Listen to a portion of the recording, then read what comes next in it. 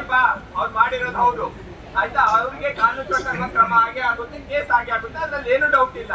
But ಯಾರು ಇಲ್ಲಿ ಮತ್ತೆ ನಾವು ಇದಾದ್ಮೇಲೆ ಯಾರು ಮಾಡ್ತಿದ್ದಾರೆ ಅವ್ರದ್ದು ಕೂಡ ವಿಡಿಯೋ ರೆಕಾರ್ಡಿಂಗ್ ಆಗಿದೆ, ಅವ್ರದ್ದು ಕೂಡ ನಾಳೆ ಕೇಸ್ ಆಗುತ್ತೆ. ಯಾರೋ ಬಂದು ಗಲಾಟೆ ಮಾಡಿದ್ರು ಅಂದ ತಕ್ಷಣ ನಾವು ಬಿಟ್ಕೊಡಕ್ ಆಗಲ್ಲ ಆಯ್ತಾ. ಗಲಾಟೆ ನಾಳೆ ಇನ್ನೊಬ್ಬ ಬಂದು ಏನೋ ತೊಂದರೆ ಮಾಡ್ತಾನೆ, ಅವ್ನು 200 ಜನ ಬಂದು ಗಲಾಟೆ ಮಾಡ್ತಾರೆ, ನಾವು ಬಿಟ್ಕೊಟ್ರೆ ಏನಕ್ಕಿರೋದು ಪೊಲೀಸ್ ವ್ಯವಸ್ಥೆ ಅಲ್ವಾ? ನೀವು ಅರ್ಥ ಮಾಡ್ಕೋಬೇಕು.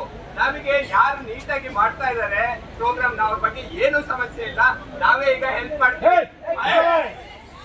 ಒಂದ್ ನಿಮಿಷ ಮಾತಾಡೋದು ಕೇಳಿ ಅಪ್ಪ. ಈಗ ಯಾರ್ಯಾರಿಗೆ